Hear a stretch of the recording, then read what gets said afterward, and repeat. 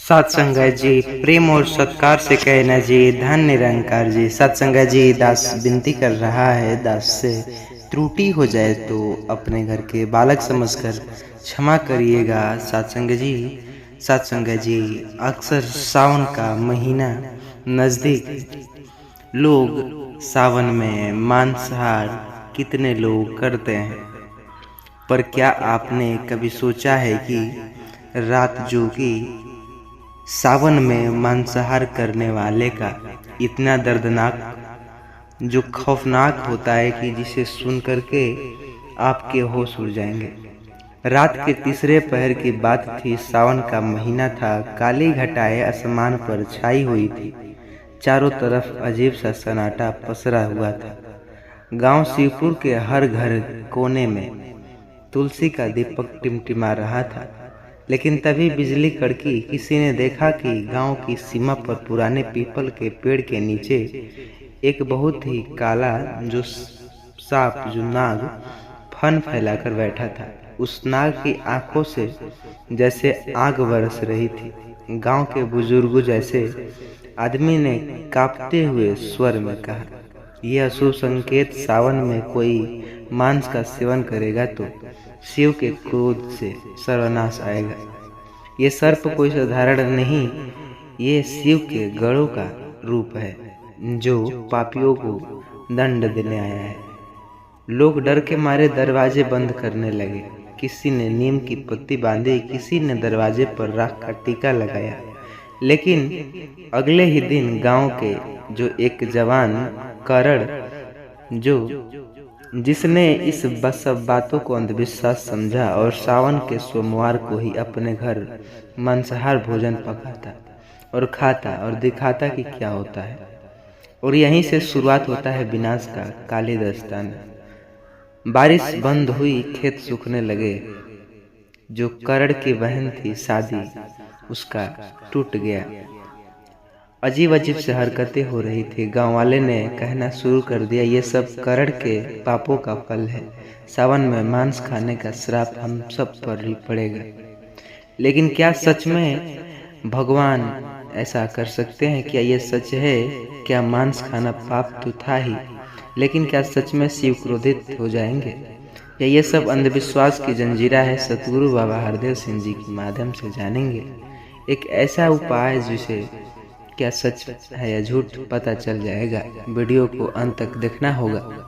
फिर एक उजाला जो सतगुरु बाबा जी का आगमन होता है, इस अंधकार से ज्ञान का दीपक जलाना चाहिए। आज सुनिए वो कथा जो सच पर आधारित है, जो अक्सर गांव में नहीं मानते, खाते हैं मांस। उनका क्या होगा? कहानी अंत तक सुनिएगा। ऐसा आपके दिल और दिमाग की सोच बदल देगा। सावन मांसाहार और विनाश की सच्चाई जान करके आप आश्चर्यचकित रह जाएंगे। अंधविश्वास की जंजीरें तोड़िए। आइए उस हृदय की ओर बढ़ते हैं जिसे सुन करके आपकी होश उड़ जाएंगे। चैनल पर नए होंगे सब्सक्राइब करिएगा और इस वीडियो को पूरा देखिएगा।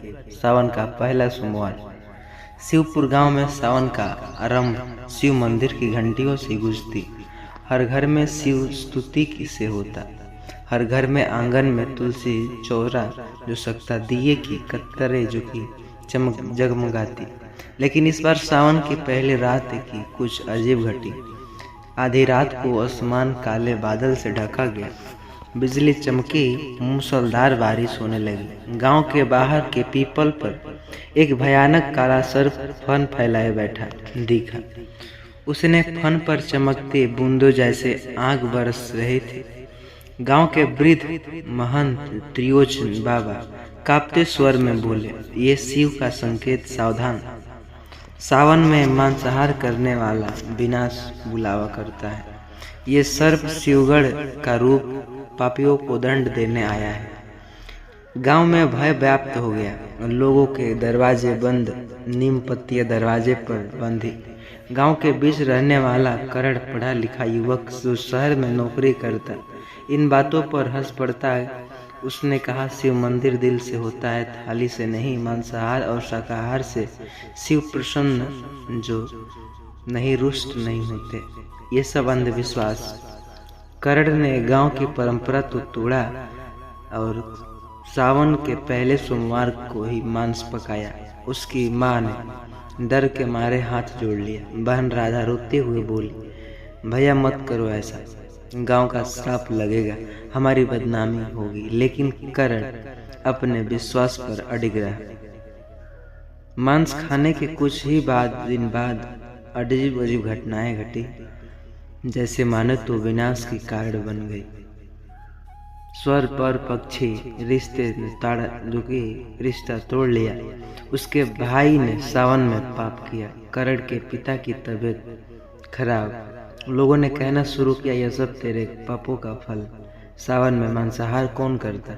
मांस करने से जो गांव को श्रापित कर दिए हो तुम। गांव में तांत्रिक नागेश्वर बाबा आए। उसने दावा किया, मांसाहार से शिव क्रोधित तो है, अगर करण गांव छोड़ दे तो गांव पर ये श्राप हट जाएगा। लोगों ने करण को बहिष्कृत कर दिया। करण का परिवार अपमानित बोझ लिए जीने लगा। तभी उस गांव में शुरू होता है सतगुरु बाबा हरदेव सिंह जी का आगमन।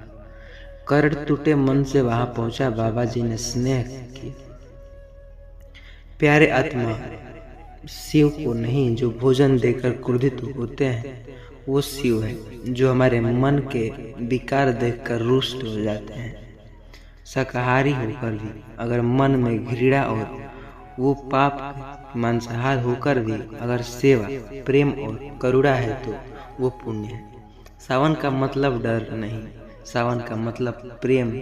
शिव में प्रेम और सेवा का भाव। अंधविश्वास हमें डराती है, ज्ञान हमें मुक्त करता है। कर्म और भावनाएं महत्वपूर्ण है, भोजन नहीं। बाबा की प्रवचन ने तो गांव की सोच बदल डाली। सभी ने माफी मांगी।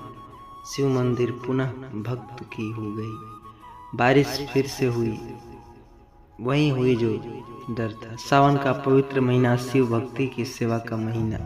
भोजन नहीं, भावना महत्वपूर्ण है। अंधविश्वास की बेड़ियों को तोड़ो और सच्चे ज्ञान को अपनाओ। साथ संगत जी, अक्सर आपने कल्पना किया होगा, जब आप रात अंधेरी में सो रहे होते हैं, चारों ओर सन्नाटा पसरा हुआ होता है, तेज हवाएं जो चलती हैं, खिड़कियां खटखटाने की आवाज अचानक किसी की चीखने की सुनाई देती है, बचाओ वो सांप मुझे निगलने आ रहा है। गांव का हर शख्स डर के मारे कांप उठता है, क्योंकि ये कोई आम सपना नहीं था, ये वो सपना था जिसने एक परिवार को तबाह कर दिया था। क्या सच में सपने में सांप देखने का मौत का पैगाम होता है? क्या सावन के महीने में ये सपने घर को उजाड़ देता है?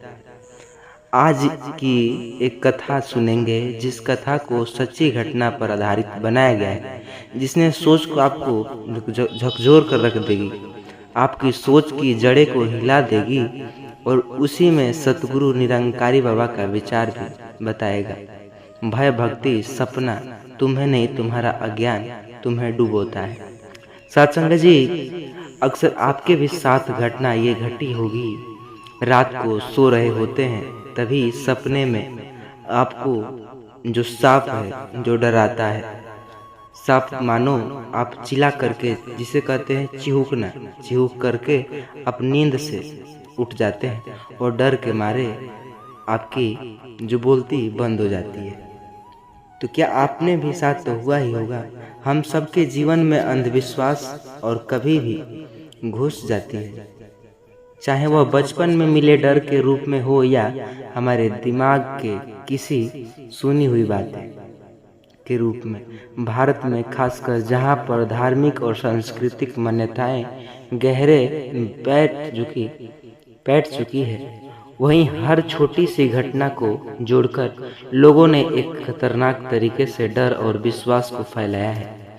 इन्हीं चीजों में भी सबसे बड़ा हिस्सा सपनों का होता है, जिनमें किसी को शुभ संकेत मिलते हैं तो किसी को जो अशुभ। खासकर अगर आपने सपने में सांप दिखाई दे तो वह मानो भगवान का संदेश होता है, जिसमें सब कुछ छिपाया जाता है।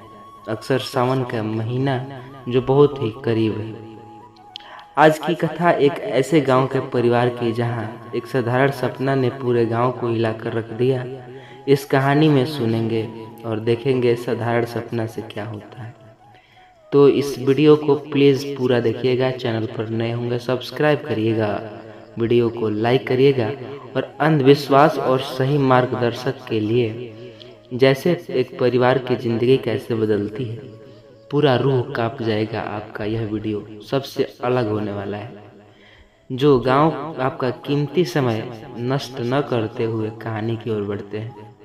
शिवधाम गांव में एक छोटा सा परिवार रहता।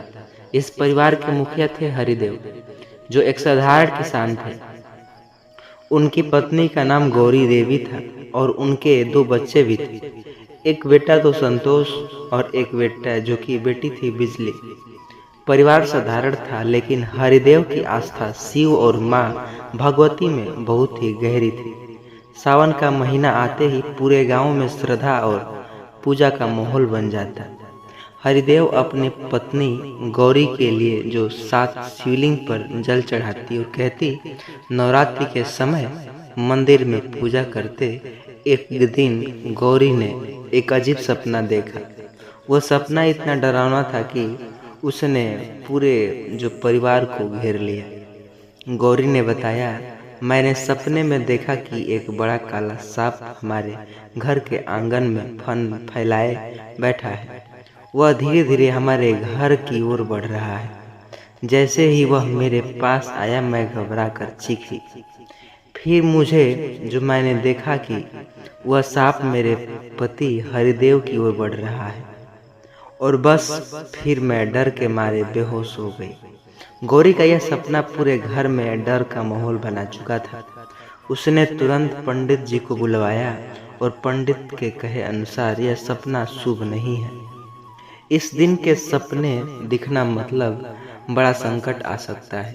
सावन के महीने में ये संकेत आम नहीं होते, जो जल्दी से जल्दी कोई उपाय करना होगा पंडित द्वारा, वरना परिवार को भारी नुकसान उठाना पड़ेगा।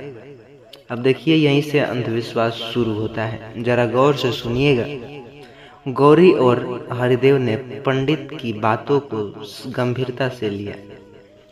वह उनकी जिंदगी पूजा पाठ और तंत्र मंत्र में बदल दिया।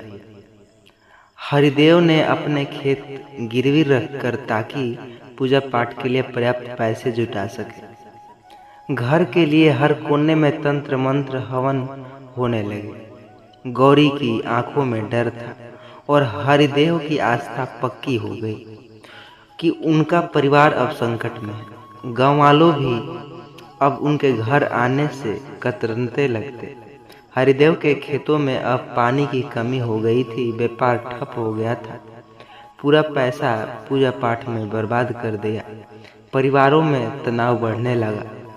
हरिदेव अब पूरी तरह से पंडित और तंत्र मंत्र से घिर चुके थे। उन्होंने सोचा कि इसी रास्ते से वे किसी तरह अपनी समस्या का हल निकालेंगे।